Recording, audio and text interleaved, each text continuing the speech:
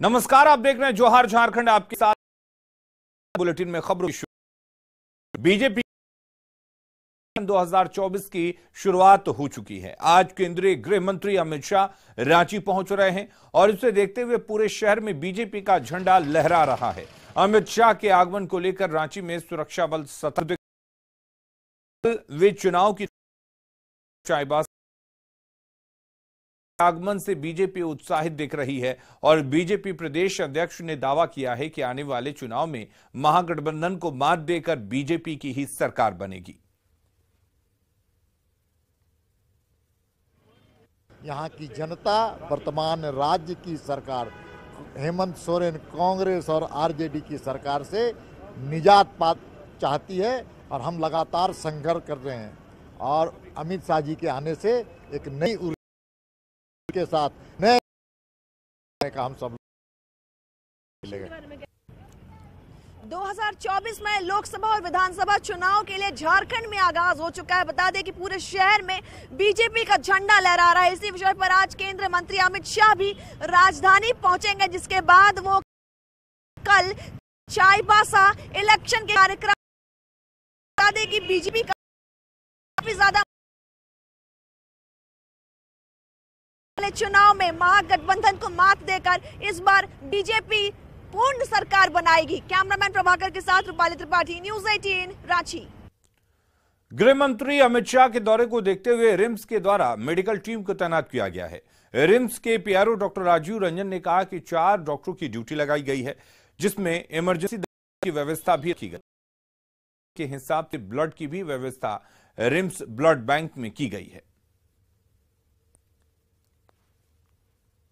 जैसा होता है ये तो प्रोटोकॉल में है, एक मेडिकल टीम जो है वो रिम्स रांची से भेजी जाती है। तो यहाँ पे एक मेडिकल टीम भेजी गई है, जिसमें एसोसिएट प्रोफेसर डिपार्टमेंट के एसोसिएट प्रोफेसर डॉक्टर संदीप, उसके अलावा एसोसिएट प्रोफेसर हैं कार्डियोलॉजी के जो एचओडी भी हैं, एक डॉक्टर मुकेश कुमार हैं जो एसोसिएट प्रोफेसर निश्चेतना एनेस्थीसिया डिपार्टमेंट के। ये 4 लोग जो हैं उस टीम में गए हैं। और उसके अलावा बाकी जो चीज़ें हैं जो प्रोटोकॉल में है, उपलब्धता जो इमरजेंसी ड्रग्स हैं उन सबके अरेंजमेंट लेके ब्लड को लेकर सब कुछ अलर्ट रखा गया है कि कौन से ग्रुप का ब्लड को जो उनका ब्लड ग्रुप है उसके अरेंजमेंट के लिए बोल दिया गया है। सब अपना विभाग ब्लड का कार्डियक एम्बुलेंस भी गया है। हाँ, उसके साथ ही वो लोग गए। तो लोकसभा चुनाव 2024 के मिशन को लेकर अमित शाह चाईबासा पहुंच रहे हैं। कल टाटा कॉलेज मैदान में अमित शाह को लेकर तैयारियां जोरों पर हैं। मौके से ज्यादा जानकारी दे रहे हैं न्यूज़ 18 संवाददाता संजय कुमार सिन्हा। लोकसभा चुनाव को लेकर अमित शाह कल चाईबासा आ रहे हैं। मिशन का आगाज कोल्हान से होगा और इसको लेकर चाईबासा के टाटा कॉलेज ग्राउंड में किस तरीके से तैयारियां चल रही है आप समझ सकते हैं। एक तरह से आप यही समझ लोकसभा चुनाव को लेकर झारखंड में बीजेपी अपने मिशन का कल से आगाज करने जा रही है। जो कोल्हान 2019 बीजेपी के हाथ था, वापस उसी कोल्हान को वापस अपने हाथ में लेने की कोशिश होगी। कल 10:40 पर अमित शाह जो हैं हेलीकॉप्टर से सीधे आपको यहाँ पर संबोधित करने से पहले यहाँ पर एक कोर ग्रुप की बैठक होगी। उस कोर ग्रुप में चाईबासा जो स्थानीय नेता हैं, सिंहभूम लोकसभा सीट के जितने भी यहाँ पर जिला स्तर के नेता हैं, अमित शाह उनसे मिलकर संवाद करेंगे, जमीनी हकीकत जानने की कोशिश करेंगे, क्या चूक रहा 2019 में पाने की कोशिश करेंगे। अभी से ही प्रदेश स्तर के नेता जो हैं, जिला स्तर के नेता, तमाम लोग यहाँ पर कैंप किए हुए हैं। ये जो अमित शाह कल आ रहे हैं, खुशी है कि सीधे संवाद करेंगे। बहुत ही चाईबासा का सौभाग्यपूर्ण दिन है कल, जो हमारे चाईबासा में आदरणीय अमित शाह जी आ रहे हैं और हम लोग बहुत ही ज़्यादा उत्साहित हैं इसको लेकर के। और सबसे बड़ी बात है कि आते ही वो हम लोगों को ये चीज़ अपने स्थानीय मुद्दा इतने जनता बहुत परेशान है, इस चीज़ को लेकर कोर कमेटी में वो बैठक करेंगे और पूरे स्थानीय मुद्दा को जानने के बाद वो हम आप लोग जब वो पूछेंगे आप लोगों से, जानेंगे आप लोगों से, तो सबसे पहले चाईबासा में ऐसी क्या चीज़ है जो बीजेपी वहाँ तक पहुँच नहीं पा रही है? एक्चुअली देखिए बीजेपी पहुंच तो रहे लोग, जनता यहाँ के बहुत और इनोसेंट हो रहे हैं खाली, और दिग्भ्रमित होने के कारण हम लोग का पिछले बार जो हुआ हम लोग की हार हुई, लेकिन ऐसी हार नहीं हुई जो मतलब थोड़े कम बेसी की में हुई है। लेकिन इस बार हम लोगों को पूर्ण विश्वास है, हमारे आदरणीय अमित शाह जी यहाँ पे आ रहे हैं और हमारे जितने भी जनहित साफ है कि उसको ठीक करेंगे। जनसभा जनता को संबोधन अमित शाह यहाँ पर कोर ग्रुप की बैठक करेंगे, और जब वो बैठक के बाद वो बहुत मायने रखेगी लोगों के लिए। और सबसे बड़ी बात यह है कि जितने भी प्रदेश स्तर के नेता हैं तमाम लोगों को टास्क दिया जाएगा। लोकसभा चुनाव 2022 से 15 महीने बाकी हैं। इन 15 महीनों में आपको संथाल राज 2 सीट जो एनडीए से पिछली बार 2019 के चुनाव में बाहर रह गया था, इन दो रणनीति बनेगी। सबसे पहले कोल्हान को लेकर कल क्या कुछ होगा वो वास्तव में देखने लायक होगा। कैमरामैन संत के साथ संजय कुमार सिन्हा, न्यूज़ 18 चाईबासा। और बीजेपी सांसद संजय सेठ ने कहा कि अमित शाह के दौरे से झारखंड के बीजेपी कार्यकर्ता उत्साहित हैं। उन्होंने दावा किया कि 2014 में झारखंड से लोकसभा की सभी 14 सीटों पर 2024 में बीजेपी की जीत होगी और झारखंड में उनकी पार्टी की ही राज्य में भी सरकार बनेगी। और हम कार्यकर्ताओं को निश्चित रूप से एक बहुत बड़ा ऊर्जा मिलेगा, ताकि यहां जो हेमंत सोरेन की सरकार है लगातार जनहित की भावनाओं को दरकिनार करते हुए सिर्फ और सिर्फ, आप देखो खनिजों की लूट चल रही है, हर जगह पैसे का बोलबाला है, भ्रष्टाचार बढ़ा है। राज्य की जनता एक बड़ा आंदोलन चाहती है, राज्य की जनता एक बड़ा बदलाव चाहती है। अब तो 3 साल पूरे हो गए, चुनाव भी नजदीक है, तो एक एक जो वायदे किए थे हेमंत सोरेन की सरकार ने, वो वायदे को पूरा नहीं किया, वादा खिलाफी की। और इसके लिए अब हम ये तैयारी कर रहे हैं, चुनाव में जाएंगे और से राज्य और 14 की 14 लोकसभा सीट हम जीतेंगे। गिरिडीह के मधुबन स्थित श्री समेध शिखरजी पारसनाथ में वंदना करने पहुंचे जैन धर्मावलंबी केंद्र सरकार के फैसले की प्रशंसा कर रहे हैं। केंद्रीय वन एवं पर्यावरण मंत्री ने पारसनाथ मामले में फैसला लेते हुए नोटिफिकेशन जारी किया है। केंद्र के फैसले पर क्या सोचते हैं जैन समुदाय के लोग, बता रहे हैं संवाददाता एजाज अहमद। अब धीरे धीरे थम रहा है। अभी हम वंदना मार्ग से नीचे उतर रहे हैं और हमारे साथ कुछ धर्मावलंबी हैं जो वंदना करके ऊपर से नीचे जा रहे हैं तलहटी की ओर। हम उनसे बात करते हैं, क्योंकि जिस तरह से सरकार ने फैसला लिया है, केंद्र सरकार ने, कि जो इसे तीर्थ स्थल बनाया जाएगा और पर्यटन स्थल का जो टैग मिला था उसे हटा दिया गया है। और ये जो केंद्र सरकार ने निर्णय लिया है वो बहुत सराहनीय है, हम उसकी अनुमोदना करते हैं और हम चाहते हैं कि ये झारखंड सरकार भी उसका अमल करे और ये पर्यटन स्थल ना बने, यही हमारी अपेक्षा है। सरकार ने जिस तरह से फैसला लिया है कि ऐसे टूरिस्ट प्लेस है वो हटेगा, जो रहेगा, और इसके अलावा और भी मांस मदिरे पर भी बैन लगाया है। हाँ, केंद्र सरकार के फैसले को कैसे देखते हैं आप? केंद्र सरकार ने फैसला लिया वो सही है। आप लोग खुश हैं? हम लोग खुश हैं। प्रधानमंत्री मोदी के नेतृत्व में ये खुश है।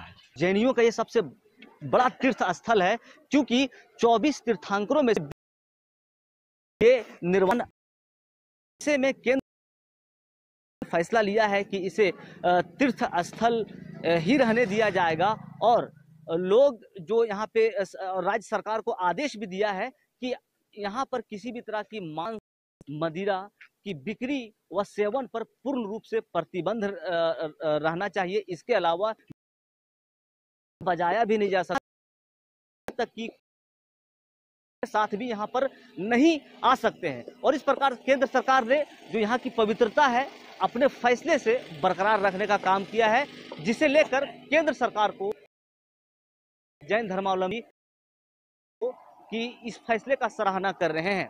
गिरिडीह से न्यूज़ 18 के लिए मैं एजाज अहमद। मुख्यमंत्री 4 ग्राउंड पहुंचे। इस दौरान कार्यक्रम स्थल पर सुरक्षा के पुख्ता इंतजाम किए गए। डीजीपी समेत कई बड़े पुलिस पदाधिकारी मौके पर मौजूद रहे। पासिंग आउट परेड में 575 जवान शामिल रहे, जिसमें 188 आदिम जनजाति पहाड़िया महिला बटालियन भी हैं। मुख्यमंत्री हेमंत सोरेन ने डीजीपी नीरज सिन्हा के साथ परेड का निरीक्षण किया।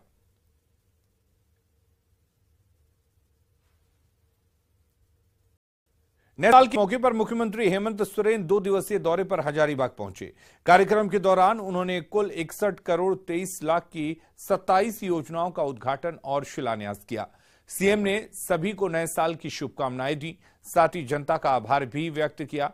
उन्होंने कहा कि इस साल सरकार योजनाओं को धरातल पर उतारने को लेकर काम करेगी।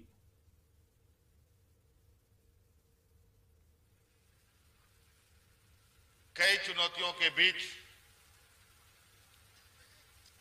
आज इस राज्य में जो बरसों से पिछड़ापन का एक अभिशाप है,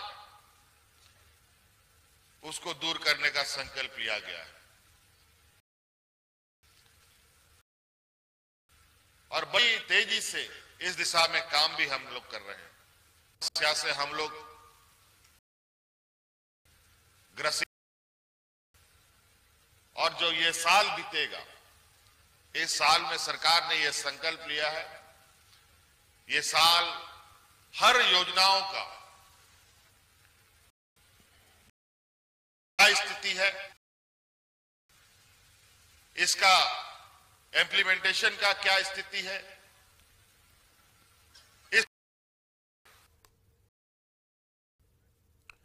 और बोकारो में हवाई अड्डे से उड़ान का रास्ता साफ हो गया है और अब लाइसेंस का इंतजार है। कल बोकारो एयरपोर्ट के लिए steel authority of India limited और एयरपोर्ट अथॉरिटी ऑफ इंडिया के बीच से कमर्शियल ऑपरेशन के लिए करार किया गया। भारत सरकार की उड़ान योजना के तहत क्षेत्रीय संपर्क के लिए उड़ान शुरू होने से बोकारो अब कोलकाता और पटना जाएगा हुआ और इस दौरान सेल के साथ एयरपोर्ट अथॉरिटी के अधिकारी भी मौजूद थे।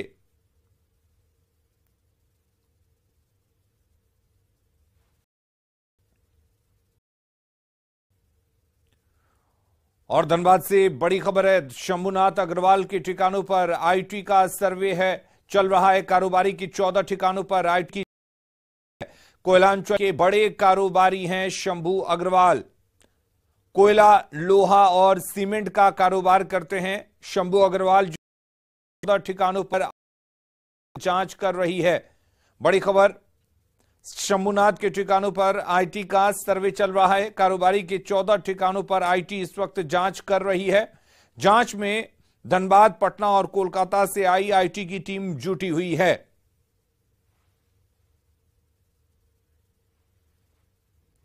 तो बड़ी खबर आपको धनबाद से बता दें, जहां पर कारोबारी शंभुनाथ अग्रवाल के ऊपर आईटी की टीम ने दबिश दी है। कारोबारी की 14 ठिकानों पर आईटी जांच कर रही है और इस जांच के लिए धनबाद, पटना और कोलकाता से आई इनकम टैक्स की टीम पहुंची हुई है और फिलहाल 14 ठिकानों पर आईटी की टीम सर्वे कर रही है।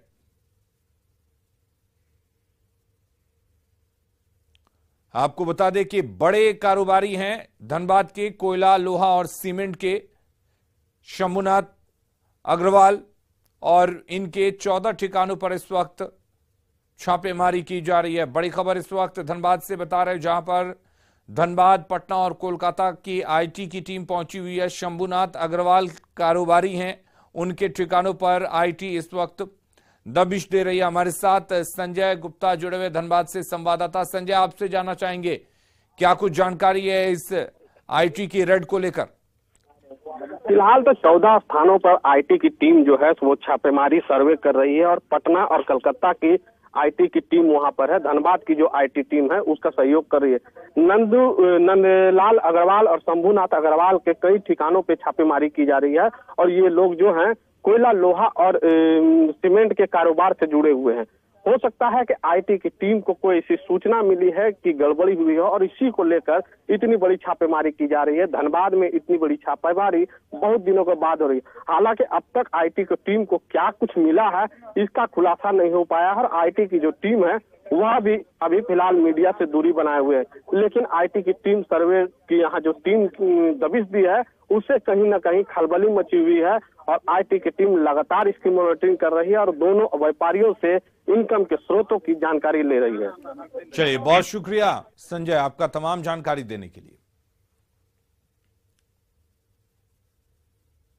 हजारीबाग के बड़कीटांड में 64 केएलडी सेप्टेज प्लांट का काम करने के दौरान एक मजदूर अवधेश सोनी की मौत हो गई।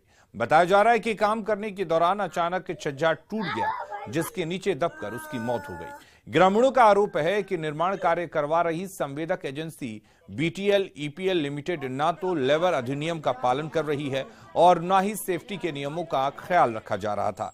वहीं इस घटना को लेकर मेयर ने पीड़ित परिवार को हर संभव मदद मुहैया कराने की बात कही है।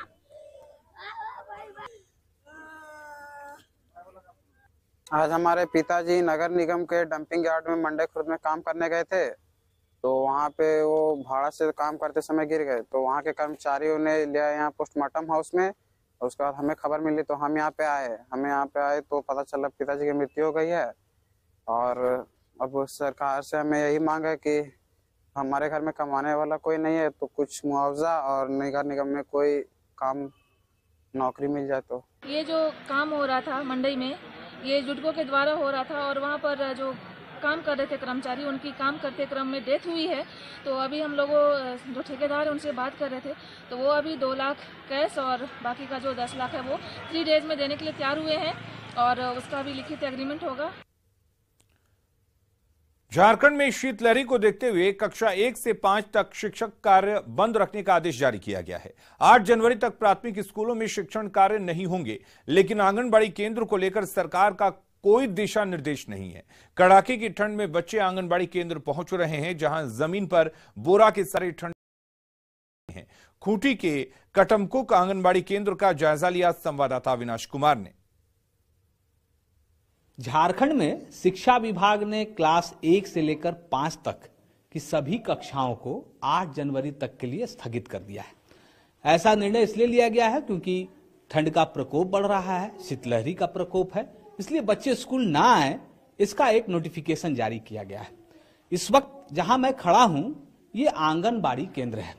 अब आप सोच लीजिए कि आंगनबाड़ी केंद्र में छोटे बच्चे तक के अगर हम बच्चों की बात करें तो सबसे पहले इन चेहरों को देख लीजिए। ये आदिवासी बच्चे हैं, आदिवासी परिवार से आते हैं, गरीब हैं, तभी यहां पर आंगनबाड़ी केंद्र में पहुंच रहे हैं। आप समझ सकते हैं, इसको बताने की जरूरत नहीं है। सिर्फ तस्वीरों से आप इन बच्चों के पोशाक को देखकर बहुत कुछ समझ सकते हैं। ये जर्जर अवस्था में ये आंगनबाड़ी केंद्र है, जहां इस छत के नीचे छोटे छोटे अबोध बच्चे पढ़ते हैं। समझ लीजिए कि जान हथेली पर लेकर पढ़ने वाले भी बच्चे आते हैं और पढ़ाने वाले शिक्षक भी आते हैं। आप देख लीजिए, छोटा सा जो मिट्टी का चूल्हा है उसमें तैयार किया जा रहा है। ठंड इतनी ज्यादा है कि आप समझ लीजिए कि जो कपड़े पहनकर बच्चे आ रहे हैं और इस फर्श पर जैसे बैठकर पढ़ाई कर रहे हैं, कितना मुश्किल होता होगा। दीदी, आज पहले क्या खाना? आज बच्चा कम है इसलिए खिचड़ी बना दे रहे हैं, ऐसे दाल भात सब्जी बनता है। अच्छा। और अभी नाश्ता में हलवा दे चुके। हलवा दे दिए? हाँ। बच्चा लोग कम आ रहा है क्या? हाँ, अभी थोड़ा ठंड के कारण थोड़ा सा कम आ रहा है। सही कहा कि मैंने पहले ही कहा कि इतनी ठंड में अगर आपको फर्श पर इतने छोटे छोटे बच्चे मिल रहे हैं, बड़ी परेशानी है। बेंच डेस्क नहीं है? नहीं है। क्यों? अभी मिला ही नहीं है। तो यहाँ ऐसे बच्चे पढ़ेंगे तो बीमार पड़ जाएंगे। हम लोग तो दरी बिछा के ही, मतलब देखिए दरी है, अभी बाहर में धूप में हम बैठाए थे तो बोरा में बैठाए थे, क्योंकि दरी में लटक जाता है वहाँ का जो घास का फुआ है। में बच्चों को से रोक। झारखंड में आंगनबाड़ी केंद्र के लिए कहीं कोई दिशा निर्देश जारी नहीं किया गया है। सरकार को ऐसे दिशा निर्देश जारी किया जाना चाहिए, क्योंकि इतने छोटे बच्चे अगर स्कूल आ रहे हैं इस ठंड में, आप समझ लीजिए कि वो आने के लिए उनके सामने कितनी परेशानी है। और वो संजीव के साथ रामगढ़ में उत्तर पश्चिमी दिशा से आ रही सर्द हवाओं से कनकनी बढ़ गई है। वहीं कड़ाके की ठंड से जनजीवन अस्त व्यस्त है। अगले 5-7 दिनों में न्यूनतम पारा 7 डिग्री तक गिरने की आशंका है। ठंड और कोहरा बढ़ने से आलू के साथ दूसरी फसलों में झुलसा और पाला रोग से ग्रसित होने की आशंका जताई जा रही है। इसे देखते हुए कृषि की छिड़काव की सलाह दी है। अधिक जानकारी दे रहे हैं रामगढ़ संवाददाता जावेद खान। रामगढ़ जिले में मौसम में लगातार बदलाव देखा जा रहा है। धुंध और कोहरे के कारण लगातार रामगढ़ जिले में ठंड बढ़ रहा है। आप हमारे पीछे देख सकते हैं, इस वक्त हम मौजूद हैं रामगढ़ के मांडू स्थित कृषि मौसम से। यहाँ पर देख सकते हैं, यहाँ पर टेम्परेचर भी बताया जाता है कि किस तरह से मौसम बदलने वाला है, मौसम इस तरह से कब तक रहेगा। सीधे यहाँ पर हम बात कराएंगे कृषि वैज्ञानिक से। बताइए सर, क्या कारण है ठंड पड़ने का, कोहरे का? ठंड पड़ने का सीधा सा कारण है कि जो उत्तरी पश्चिमी हवाएं पड़ रहा है और अभी तापक्रम 7 डिग्री सेल्सियस जाने की पूरी संभावना है। इससे कोई कमी नहीं है, 7 डिग्री तक जाएगा और इसमें हमारे किसान भाइयों को बचाव। कब तक मौसम ऐसा रह सकता है? अभी 5-7 दिन तक मौसम ऐसे बना रहेगा। दिन में कभी कभी धूप निकल सकती है, गिरता जा रहा है। किसान भाइयों को मैं मुख्य रूप से उनको सलाह देना चाहूँगा कि वे स्वयं भी गर्म कपड़े पहने, बच्चों को गर्म कपड़े पहनाएं और अपनी खेती बाड़ी में जैसे उनका आलू का फसल है तो आलू की फसल को पाले से बचाने के लिए उनको हल्की सिंचाई करना चाहिए और सल्फर युक्त जैसे आपका साफ कंपोजिशन का 5 लीटर पानी सप्ताह में एक बार करते रहें, इसलिए कि उनकी नहीं तो फसल में पाले से प्रभावित होगी और उनका नुकसान होगा। तो ऐसे में अगले 7 दिन रामगढ़ जिले के लिए भारी पड़ने वाला है, क्योंकि तापमान लगातार गिरता जा रहा है। आज का न्यूनतम तापमान 9 डिग्री सेल्सियस गया है। यहाँ पर है, रफ्तार पर भी ब्रेक लगा है, गाड़ियां लाइट जला के चल रही हैं। ऐसे में लोगों को पूरे तरीके से सावधान रहने की जरूरत है। जावेद खान, न्यूज़ 18 रामगढ़। जमशेदपुर में 3 दिवसीय डॉग शो का आयोजन शुरू हो गया है, जिसमें देश भर के विभिन्न प्रजातियों के 30 कुत्ते हैं। डॉग शो का उद्घाटन टाटा स्टील के एमडी टीवी नरेंद्रन ने किया। इस मौके पर टीवी नरेंद्रन ने बताया कि शहरवासियों के लिए ये एक अच्छा अनुभव है। एक जमशेदपुर ये डॉग शो का एक नाम हो रहा है देश विदेश में। आप देख रहे हैं कि जजेस भी आ रहे हैं देश विदेश। जमशेदपुर शहर के लिए डॉग लवर्स के लिए अच्छा है और मौका मिलता है कि बेस्ट ब्रीड्स को देखने को और डिफरेंट टाइप्स ऑफ डिसिप्लिन्स देखने के लिए, और जो स्पेशलिटी शो है लैब्राडोर और बीगल का वो भी अच्छा है। पाकुड़ जिला पुलिस लाइन में सोहराय महापर्व मिलन समारोह का आयोजन किया गया, जिसमें पुलिस अधिकारी और जवान शामिल हुए। पारंपरिक तरीके से पूजा की पर लोग कमेटी ने किया।